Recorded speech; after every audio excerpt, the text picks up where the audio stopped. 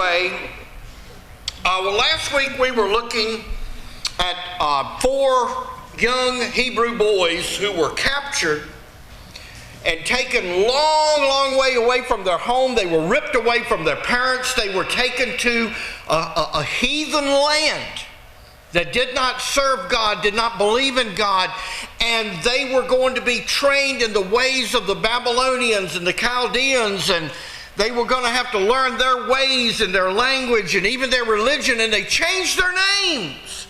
They gave them names that pertained with the heathen gods that the Babylonians worshipped. But they still would not give in, they still would not compromise, and they refused to eat the king's meat and drink the king's wine.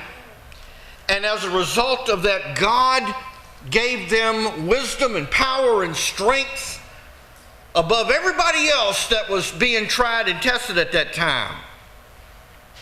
But now it's not over with, and I want you all to understand that everybody as a Christian is going to have a trial by fire. Not one, but many of them to make you stronger and stronger. And if God doesn't let you go through a trial by fire to strengthen your faith, you never had it to start with. You never got in to start with. The devil doesn't go after his own. Please understand that. He doesn't bother his own. He wants you to be lulled to sleep and be just as ignorant as possible because he wants you to join him in hell where he's going. And so if he starts attacking you, consider that an honor. Consider that an honor.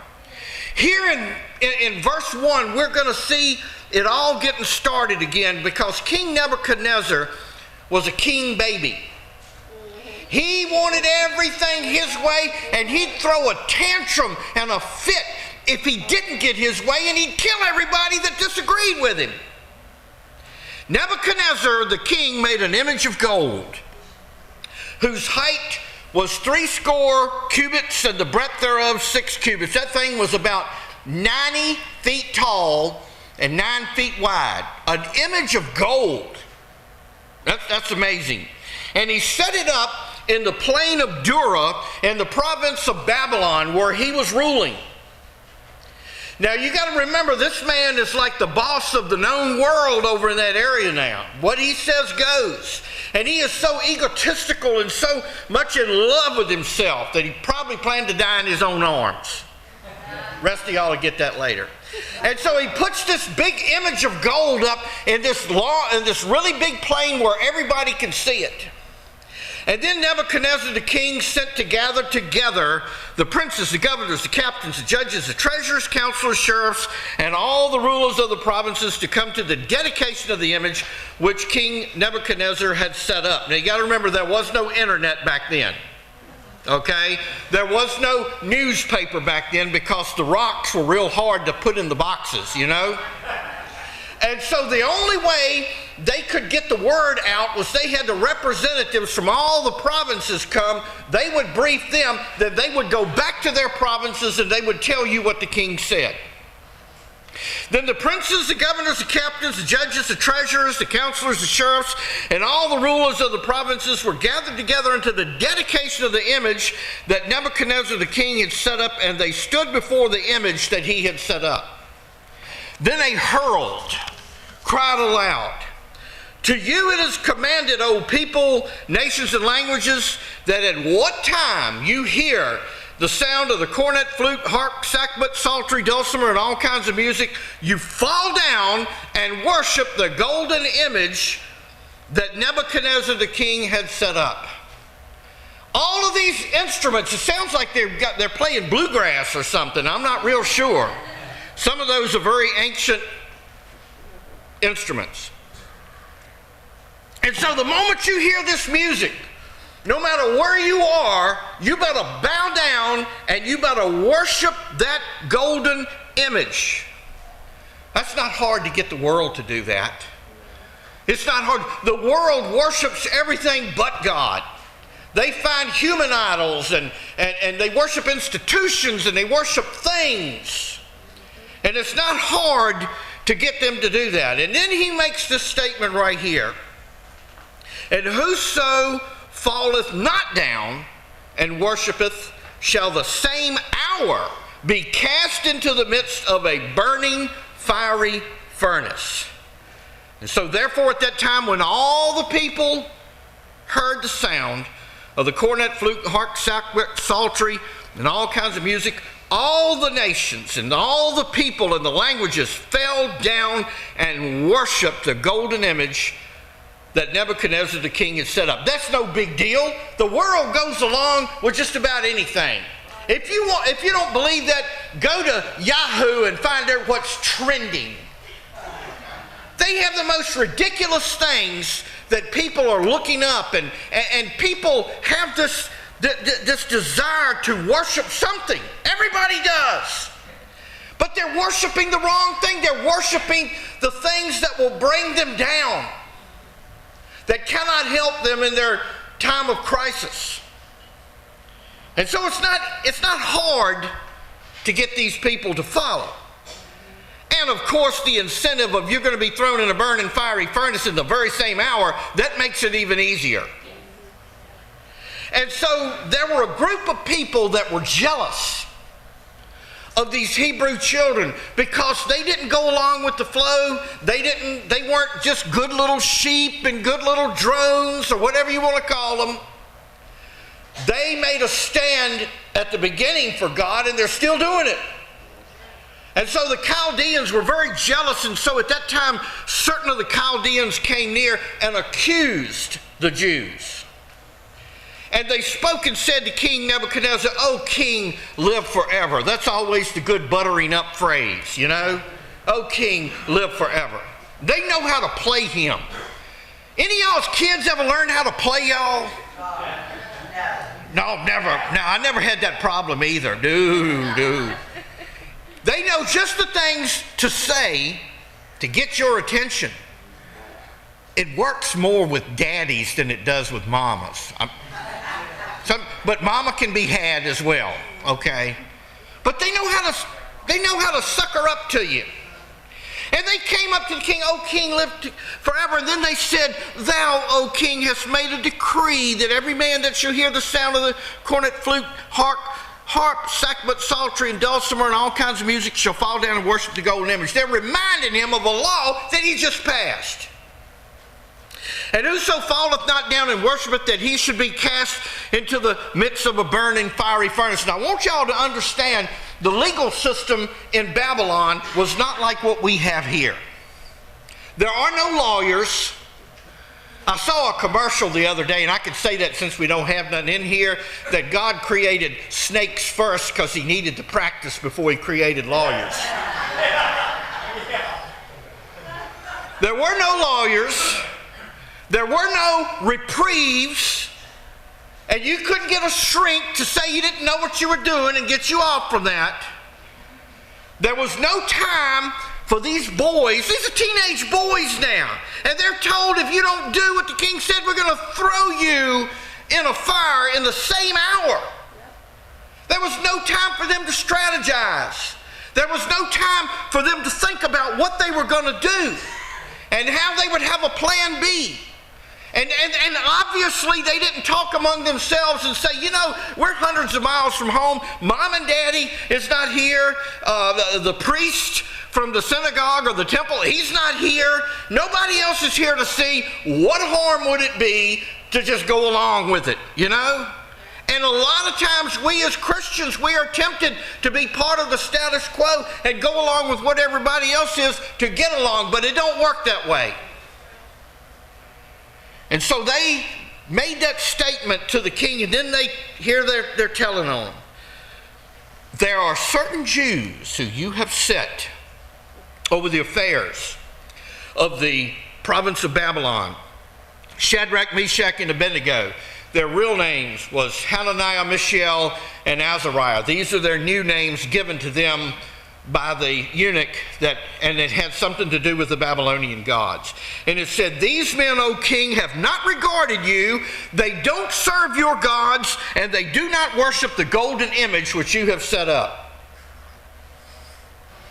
People will accuse you. They will tell lies on you. and they will try to set you up to make you fall.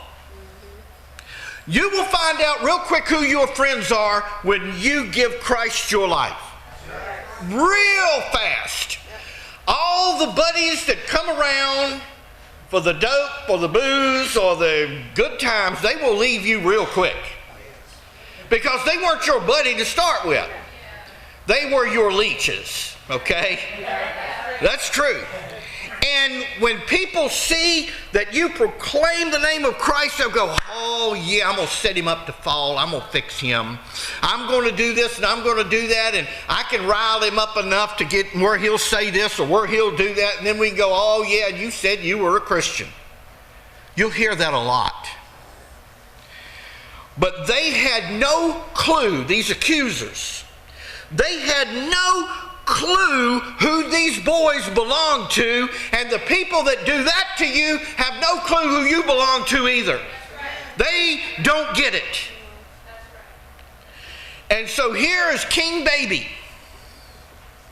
Then Nebuchadnezzar, in his rage and fury, commanded to bring Shadrach, Meshach, and Abednego, and they brought these men before the king. They're really boys. He had them brought in. Bring them to me. You ever seen them movies where the king, bring them to me, off with their head, all that time? Well, that's the way Nebuchadnezzar was, and he'd have you killed just like that. Nebuchadnezzar couldn't believe that anybody would dare disobey him. That's how egotistical he was. Much less a bunch of teenage boys that are hundreds of miles from home and nobody's looking. He just couldn't believe it. And so Nebuchadnezzar spoke unto these boys when they came in, and he said, is it true, O Shadrach, Meshach, and Abednego, do not you serve my gods nor worship the golden image which I have set up? So to save face here, he's going to repeat the law to them. Now, if you be ready, at what time you hear the sounds of the cornet, flute, harp, sackbut, psaltery, and dulcimer, and all kinds of music, you shall fall down and worship the image which I have made. Well, that's great. And listen to this arrogant devil right here. And you'll hear it too. You'll hear people say this, but if you worship not, you shall be cast in the same hour into the midst of a burning fiery furnace. And listen to this arrogant man. And who is that God that shall deliver you out of my hands? Oh, he's getting ready to find out. He's getting ready to find out. This is the question you will hear to the day you leave this earth. Who is that God that can do such and such for you? And you tell him like old John Starnes did, he's the God that cannot fail. He's the God that cannot fail. That's who they are. That's who can deliver. I have been serving the Lord since June of 1969, and I have failed him, but he, buddy, has never, ever failed me. Never. So Shadrach, Meshach, and Abednego answered and said, now you wouldn't think this coming out of a teenage boy's mouth. They said to the king, O Nebuchadnezzar, we're not careful to answer you in this matter. In other words, we're not afraid of you. We're not worried to answer you in this manner. Folks, you don't have to be afraid. If you are serving God, if you belong to him, you don't have to be afraid. You don't even have to think twice. You tell them who you serve and let God defend himself. We always so worried that if we don't say the right things, God can't be defended. Don't have to worry about God defends himself. Let not your heart be troubled. He told that to his disciples. He tells that to us. Don't worry. Let God worry about those details. You just don't fear. They made this statement. If it be so, our God, whom we serve, is able to deliver us from the burning fiery furnace, and he will deliver us out of your hand, O king. God is able, and God can do as he chooses. Like he said, don't nothing get past God. There's no surprises with him. He has everything planned. He has everything under control. And when some kind of a thing pops up that really scares us, we wonder, well, where's God at? Is he watching? Let me tell you something. God had all of these things orchestrated before you were born. And what he's doing is he's letting you into the mix so you can grow and get strengthened by these things and these events that are coming along in your life. And he leaves examples all through the Bible, and he'll walk with you through the things. I've had a whole lot of tough things happen to me since I've gotten saved. Really, really tough things. And it won't that God was trying to hurt me. God was trying to help me and make me strong, because there's other people in here that are getting ready to go through the same things that I went through, and I need to have some knowledge on how to comfort you and help you and pray for you. And that's true with every one of y'all in here. That's how that works. This world is cursed, it's wicked, it fell thousands of years ago. And one day Jesus will set it all straight. But until then, we've got to endure the fires that he puts us through to make us stronger so we can help other people that's going through their fires. This world is no friend of Jesus's, and none of you either. Please understand that. But they said this, but if not, be it known unto thee, O king, that we will not serve your gods, nor worship the golden image which you have set up. They told the king, even if God chooses not to deliver us from this. And sometimes he doesn't. Sometimes he takes you home. Sometimes you're just burned out and he takes you home and gives you a new body. Sometimes that's what God does.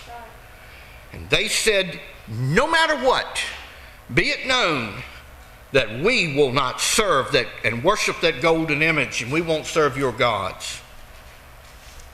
A lot of times God does bring us home to be in his presence. One of the greatest examples of that in the Bible was Stephen. Stephen was the first deacon that we have on record, and he got stoned to death for preaching. No, you're not supposed to stone deacons to death for preaching. They can preach. It's all right. And Stephen was telling it like it was, man. He didn't hold nothing back, and the crowd went buck wild at him. They were so angry, and they start throwing stones at him to kill him. And you know what he said? First of all, he forgave them, told the Lord not to hold it against them, and then he said, I see heaven open and Jesus standing at the right hand of God the Father. His natural position in the Bible is seated at the right hand. Jesus stood up for him. When he came home, he stood up for him. And let me say this, you serve him faithfully. You might leave this world before he comes back to get you, but he'll stand for you. That was the deal. And so Nebuchadnezzar, after he heard that, it said, then was Nebuchadnezzar full of fury, and I love the Old English, and the form of his visage was changed against Shadrach, Meshach, and Abednego. That meant the color went out of his face. He was so mad. The color went out of his face. You ever seen anybody do that? Get so mad? And said, therefore he spoke and commanded that they should heat the furnace 7 times more than it was wont to be heated. That's fine, because that's God's perfect number. Number 7. Heated up 7 times more. Now, I read some stuff in archaeology about this.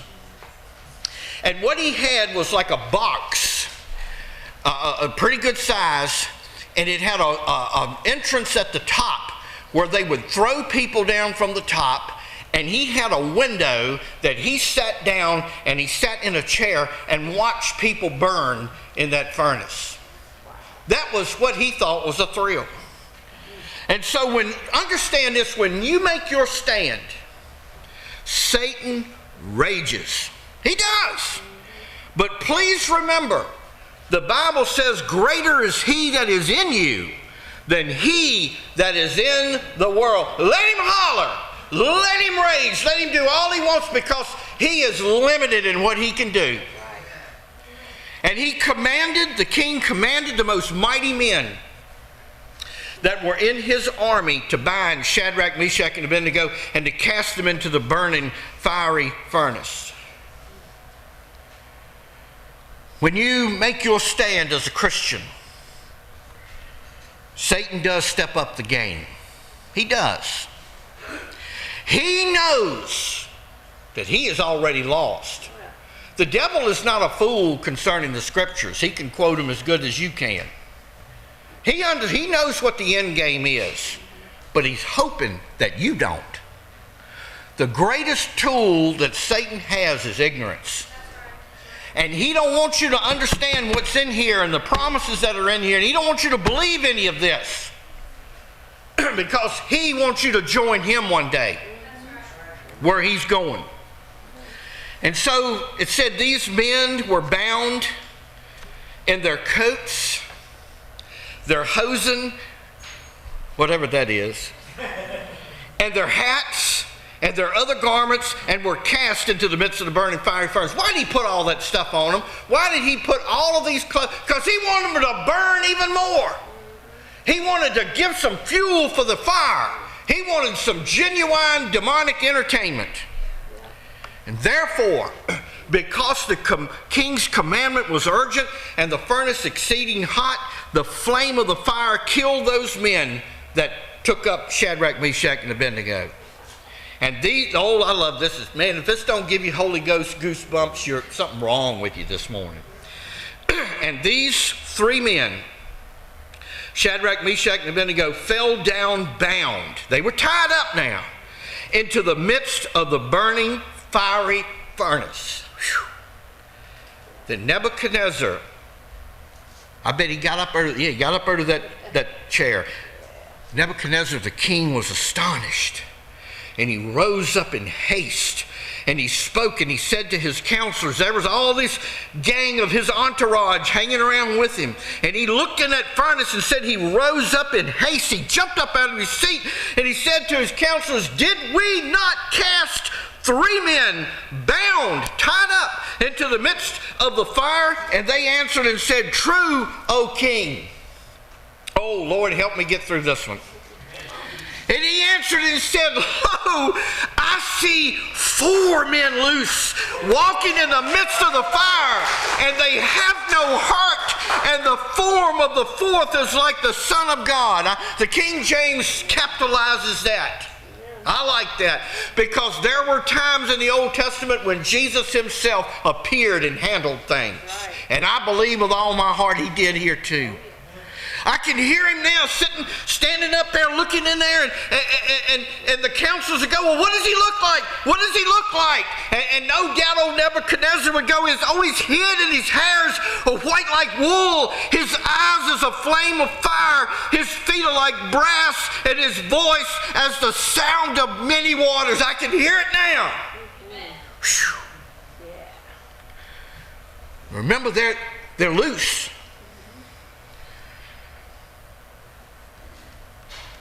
The only thing that got damaged was the ropes that they tied them up with. They burned right off of them, but nothing else. Then Nebuchadnezzar came near to the mouth of the burning fiery furnace and spoke. And I love the way they changed their tune. Shadrach, Meshach, and Abednego, you servants of the Most High God. Oh yeah, even the heathens have to acknowledge that. He said, come forth and come here. And then Shadrach, Meshach, and Abednego came forth out of the midst of the fire. What happened to the 4th one? Didn't but 3 come out, but he saw 4 in there walking around. Whew. It's because he's still there. He is still there waiting to walk with you when you go through your fiery trial. Right. You will never be alone. If you belong to Jesus, I don't care how bad it gets, he will walk with you. Right. He says in the book of Revelations, fear not, I am the first and the last. I am he that liveth and was dead, and behold, I am alive forevermore, and I have the keys to hell and death. That's right.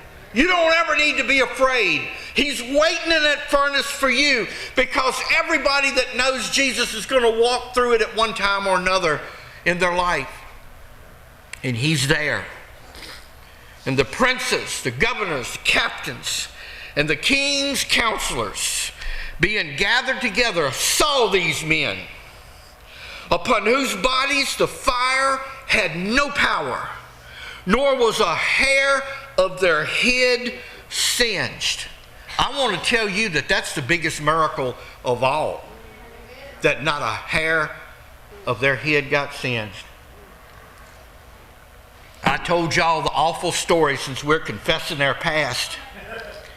Back many years ago, I was working in a laboratory. Everybody had gone to lunch, and I wanted a cigarette. I stuck that thing in my mouth and looked. I couldn't find a lighter anywhere in the office, in the lab.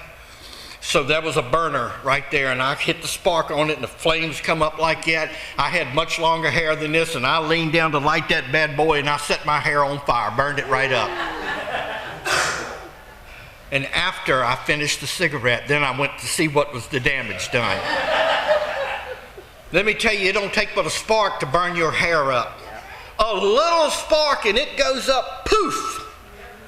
And not a hair of these boys' heads were even singed, neither were their coats changed, nor the smell of it had passed on them. Man, you can come in from outside burning leaves, and you smell like burning leaves. Your clothes.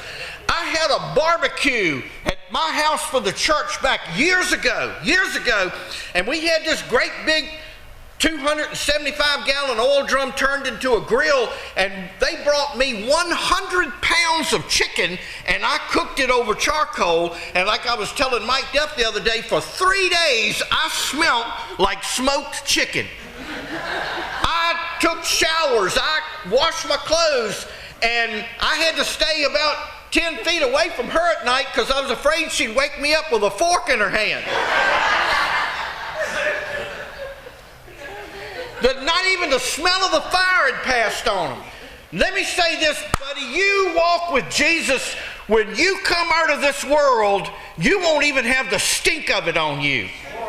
There are a lot of us that have the stink of it on us right now because we're playing one with the world and then in the church and one in the world, and then we're trying to serve the Lord and keep a foot in the world. You're going to have the stink of it on you. Get rid of it. Then Nebuchadnezzar spoke and said, "Blessed be the God of Shadrach, Meshach, and Abednego, who sent his angel and delivered the servants that trusted in him and have changed the king's word and yielded their bodies, that they might not serve or worship any god except their own God. And so now I make a decree that every people, nation, and language which speak anything amiss against the God of Shadrach, Meshach, and Abednego shall be cut in pieces, their houses made a dunghill, because he said this right, there is no other God that can deliver after this sort." He got that part right. Nobody can deliver you from the ravages of sin but Jesus. That's all that can. And that's all you need. And it said the king promoted Shadrach, Meshach, and Abednego in the provinces of Babylon. Payday for serving God. The only way out of this world, folks, is to serve Him. I think about something tragic in the news I saw this weekend of a young man who had been dealing with the ravages of drugs and alcohol, and altogether he got upset and got mad. And he went and sat on the railroad tracks and refused to move, and a train ran over him yesterday.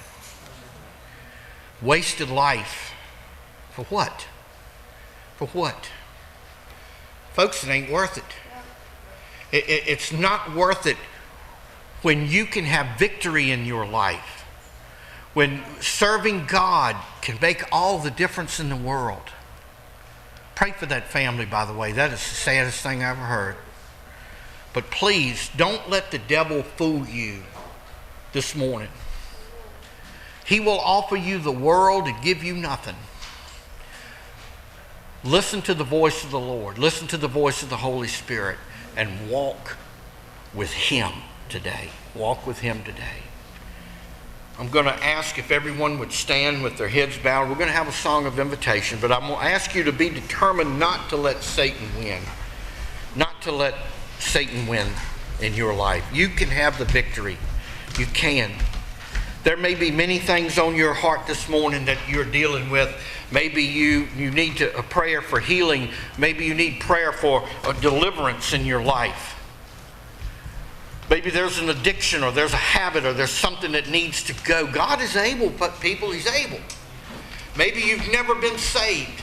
Maybe you have, but you haven't lived like you ought to, and you need to walk with the Lord today. And you say, please pray for me that my walk will improve with the Lord, and I'll listen to Him. Maybe God has even spoken to you about becoming a member of our church body here. We'd love to have you. If you've been saved, if you've been born again, and you want to be part of this church body, we'd love to have you. I'm going to have some prayer warriors, if you would please, if you'd come. And if you have a need this morning, doesn't matter what it is, God is able. You don't have to be a member of this church to come and get prayer or anything. It has nothing to do with that. You just come on and let's pray together this morning. Whatever's on your heart, would you come at this